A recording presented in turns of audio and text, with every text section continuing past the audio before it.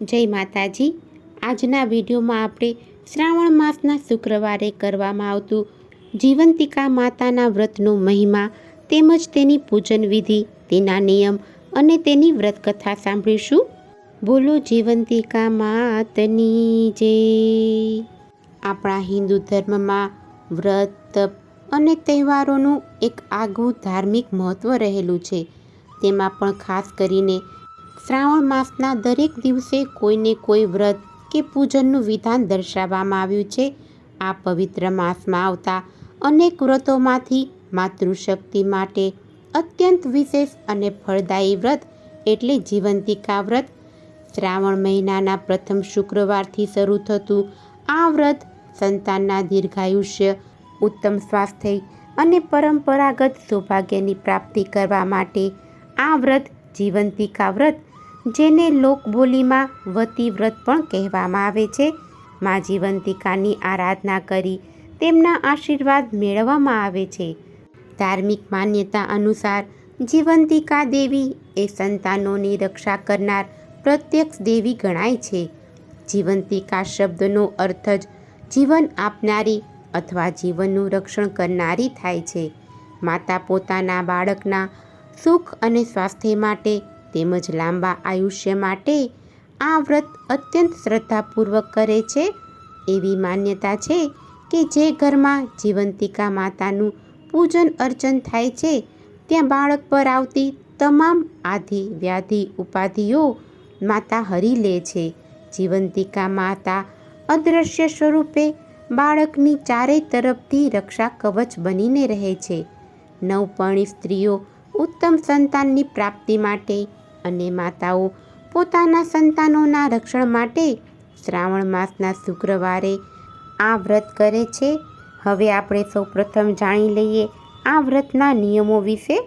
જીવંતિકા માતાના વ્રતમાં લાલ રંગનું ઘણું જ મહત્ત્વ છે। આ દિવસે મહિલાઓ મુખ્યત્વે લાલ રંગના વસ્ત્રો ધારણ કરે છે। લાલ રંગને સૌભાગ્યનું પ્રતીક માનવામાં આવે છે। આથી પૂજા સમયે તેમજ આખો દિવસ લાલ રંગના કપડાં પહેરવા જોઈએ। આજના દિવસે પીળી વસ્તુનો ત્યાગ કરવાનો છે। પીળા કપડાં કે પીળી ડિઝાઇનવાળા કપડાં પણ પહેરવાના નથી। પૂજા કરવા બેસો ત્યારે આસન પણ પીળા રંગનું ના હોવું જોઈએ। માતાજીનું જે સ્થાપન કરીએ બાજોઠ હોય તે પણ પીળા રંગનો ના હોવો જોઈએ, અને જો તે પીળા રંગનો હોય તો તેના ઉપર લાલ રંગનું કપડું પાથરી તેના ઉપર પૂજન કરવું। માતાજીને પ્રસાદમાં ધરાવવામાં આવતા ફળ કે ફ્રૂટ પણ પીળા રંગના ના હોવા જોઈએ। માતાજીને આજે ખાસ કરીને ઘઉંના લોટનો શીરો, લાપસી કે સુખડી ધરાવવામાં આવે છે, અને એકટાણામાં પણ તે જ વસ્તુ આરોગવામાં આવે છે। જો તમને ઘઉંના લોટનો શીરો ના ભાવતો હોય તો રવાનો કે રાજગરાનો શીરો પણ બનાવી શકાય। જીવંતિકા વ્રત એ શ્રાવણ માસના અજવાળિયાના શુક્રવારે કરવામાં આવે છે। જો કોઈ અડચણ હોય તો કોઈ પણ શુક્રવારે કરી શકાય છે। આ વ્રત 5, 7, 9 કે 11 એમ એકી સંખ્યામાં કરવામાં આવે છે।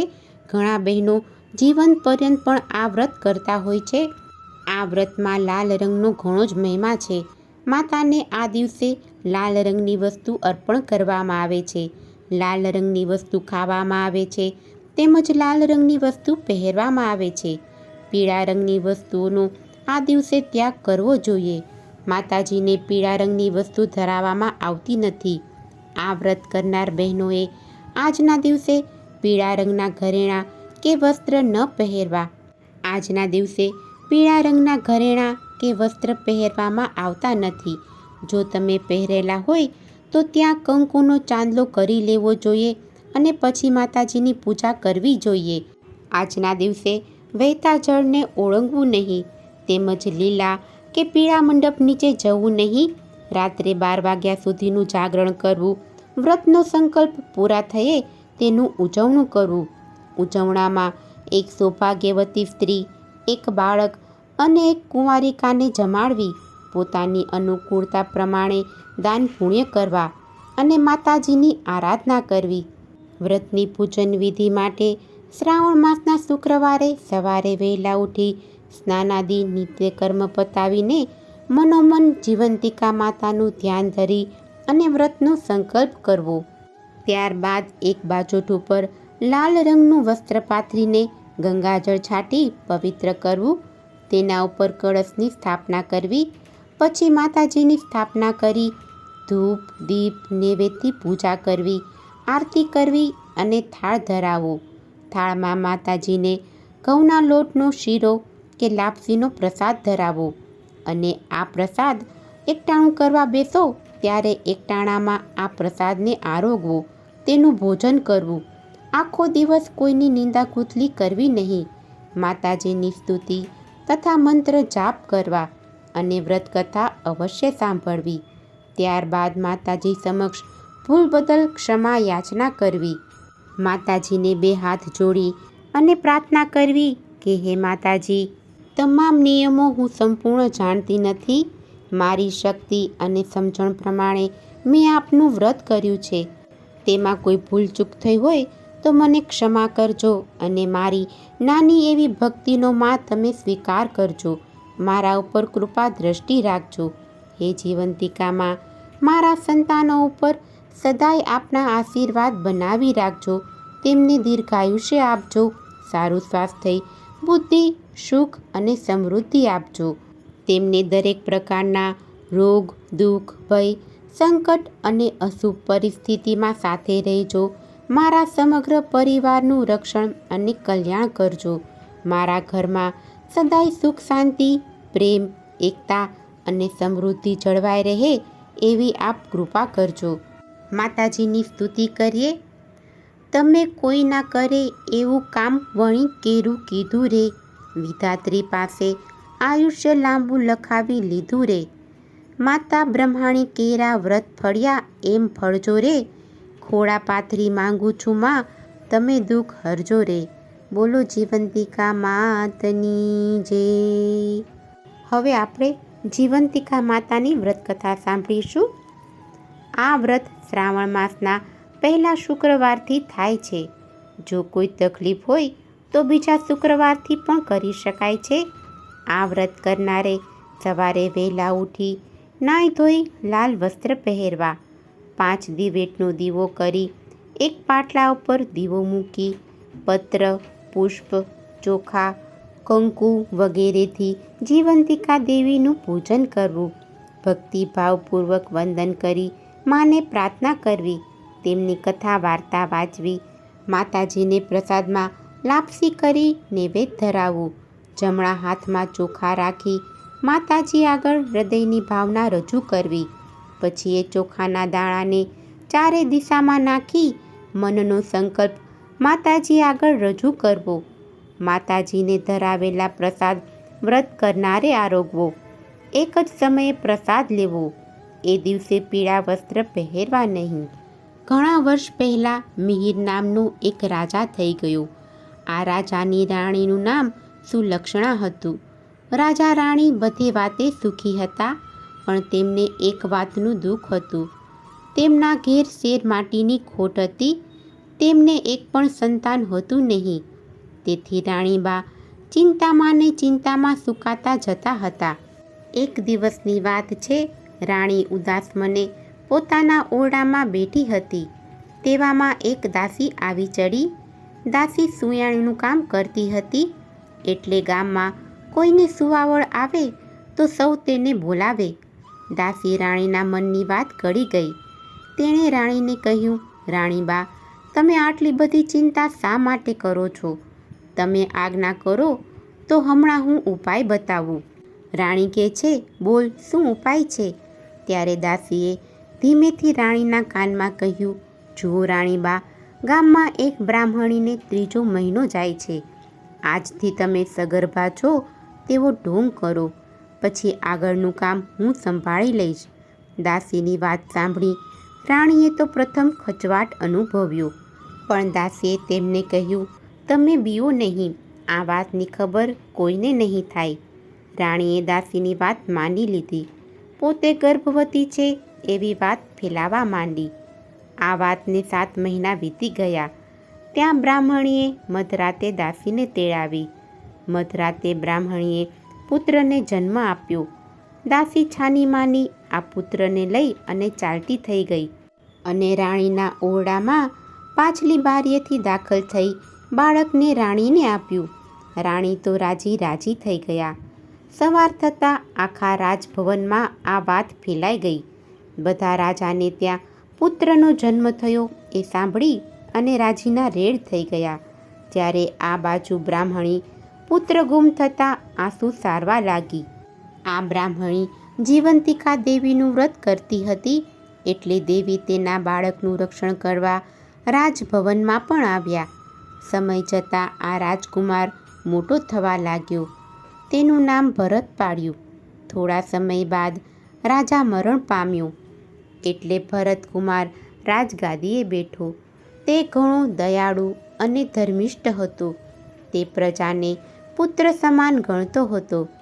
એક દિવસ રાજા ભરતકુમાર પિતાનું શ્રાદ્ધ કરવા માટે ગયાજી જવા માટે નીકળ્યા. રસ્તામાં તે એક વાણિયાને ત્યાં રાત રોકાયા. આ વાણિયાને 6 બાળકો થયા અને 6 બાળકો વારાફરતી છઠ્ઠીના દિવસે મરણ પામ્યા. આજે 7મા બાળકની છઠ્ઠી હતી અને વિધાત્રી લેખ લખવા માટે આવવાના હતા. ઘરના બધા ઊંઘી ગયા હતા. ત્યારે માં જીવંતિકા રાજકુમારનું રક્ષણ કરતા બારણા પાસે ઊભા હતા. મધરાત થતાં વાણિયાને ત્યાં વિધાત્રી પધાર્યા.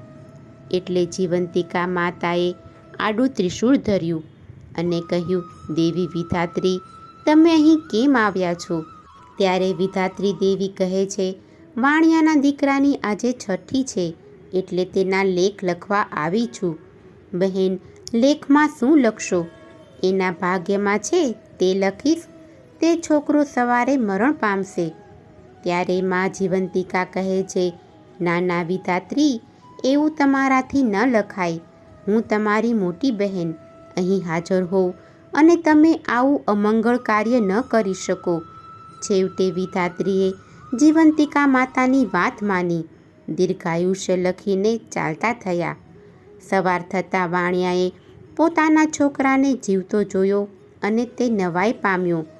તે તો ખૂબ રાજી થઈ ગયો. તેણે ભરતકુમારને શુભ પગલાંના માની તેમની ખૂબ જ સરભરા કરી. બીજા દિવસે ભરતકુમાર વાણિયાના ઘેરથી જવા નીકળ્યો.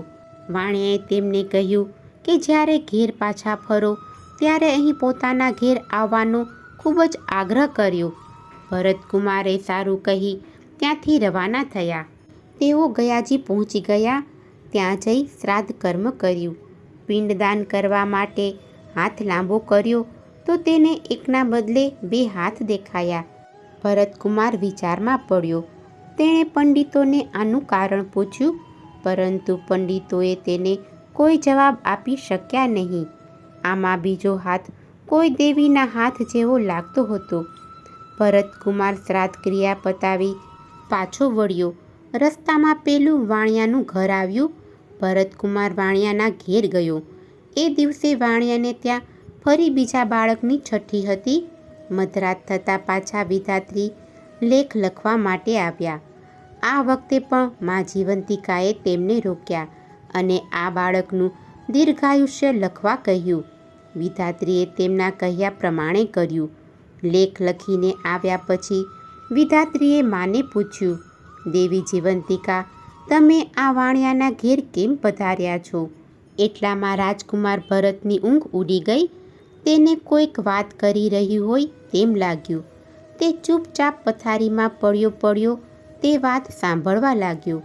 જીવંતિકા દેવી બોલ્યા, દેવી વિધાત્રી, આ રાજકુમારની માતા વર્ષોથી શુક્રવારે મારું વ્રત કરે છે. તે દિવસે પીળા વસ્ત્રો પહેરતી નથી, પીળા અલંકારો ધારણ કરતી નથી, ચોખાના પાણીને ઓળંગતી નથી અને પીળા માંડવા નીચે જતી નથી. તેથી મારે આ રાજકુમારની રક્ષા કરવી પડે છે. એ જ્યાં જાય ત્યાં મારે જવું પડે છે. તેના લીધે હું આજે આ વાણિયાના ઘેર છું. જ્યાં સુધી વાણિયાના ઘેર મારો વાસ હોય ત્યાં સુધી હું તેના બાળકનું અહિત શી રીતે થવા દઉં? ભલે કહી અને વિધાત્રી તો જતા રહ્યા. સવાર થતાં વાણિયાએ જોયું તો તેનો બીજો દીકરો પણ જીવતો જણાયો. એને લાગ્યું કે નક્કી આ ભરતકુમાર કોઈ મહાન માણસ છે. બીજા દિવસે ભરતકુમારે રજા માંગી ત્યારે વાણિયાએ તેમને આનંદથી રજા આપી. થોડા દિવસમાં ભરતકુમાર રાજમહેલમાં પાછો આવ્યો.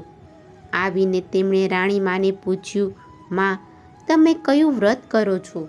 ત્યારે રાણી કહે, બેટા, હું તો એકેય વ્રત કરતી નથી. આ સાંભળી રાજકુમારને નવાઈ લાગી. તેને ખાતરી થઈ ગઈ કે આ મારી સગી માં નથી. તેણે પોતાની માને શોધી કાઢવાનું નક્કી કર્યું. શ્રાવણ માસના પહેલા શુક્રવારે રાજા ભરતકુમારે આખા નગરમાં ઢંઢેરો પીટાવ્યો કે આજે નગરીની બધી સ્ત્રીઓ પીળા વસ્ત્રો પહેરીને જમવા આવે. કોઈએ ઘર રહેવું નહીં. શુક્રવારના દિવસે બધી સ્ત્રીએ પીળા વસ્ત્રો પહેરી અને જમવા આવી. રાજકુમારે નગરમાં તપાસ કરાવી કે કોઈ બાકી તો નથી રહ્યું ને. તપાસ કરતાં માલુમ પડ્યું કે એક બ્રાહ્મણી આવવાની ના પાડે છે. તેને જીવંતિકા માતાનું વ્રત કર્યું હોવાથી તે પીળા વસ્ત્રો નહીં પહેરે. રાજા ભરતકુમાર આખી વાત સમજી ગયો. તેણે બ્રાહ્મણી માટે લાલ વસ્ત્રો મોકલ્યા. બ્રાહ્મણી લાલ વસ્ત્રો પહેરીને આવી. રાજકુમાર પોતાની માને જોઈ ખૂબ રાજી થઈ ગયો. મા દીકરો સામે મળતા જ બ્રાહ્મણીના સ્તનમાંથી દૂધની સેર નીકળી અને રાજકુમારના મોંમાં પડી. આ જોઈ અને બધા અચરજ પામ્યા. રાજકુમારે રાણીમાને આ બાબતે પૂછતા રાણીએ રડતા રડતા સઘળી હકીકત જણાવી. રાજકુમાર પેલી બ્રાહ્મણીને માં કહીને ભેટી પડ્યો અને તેને પોતાની સાથે રાજમહેલમાં રાખી. જીવંતિકા માતાના વ્રતના પ્રભાવથી બ્રાહ્મણીને પોતાનો ખોવાયેલો પુત્ર પાછો મળ્યો અને માતાજીએ તેનું રક્ષણ કર્યું. આમ જીવંતિકા માતાનું વ્રત એ પરિવારમાં સુખ, શાંતિ, સમૃદ્ધિ અને સંતાનોને દીર્ઘાયુષ્ય પ્રદાન કરે છે. માતા જીવંતિકા આપ સૌના સંતાનોનું રક્ષણ કરે અને દીર્ઘ આયુષ્ય બક્ષે. હે મા જીવંતિકા, તમે જેવા બ્રાહ્મણના બાળકનું રક્ષણ કર્યું તેવું તમારું વ્રત કરનાર સૌના બાળકનું રક્ષણ કરજો. એમને સુખ સંપત્તિ આપજો. બોલો જીવંતિકા માતની જય. જો તમને આજની આ કથા પસંદ આવી હોય તો એક લાઈક આપી ચેનલને સબસ્ક્રાઈબ કરો. આજનો આ વિડીયો સાંભળવા બદલ આપનો ખૂબ ખૂબ આભાર. જય શ્રી કૃષ્ણ.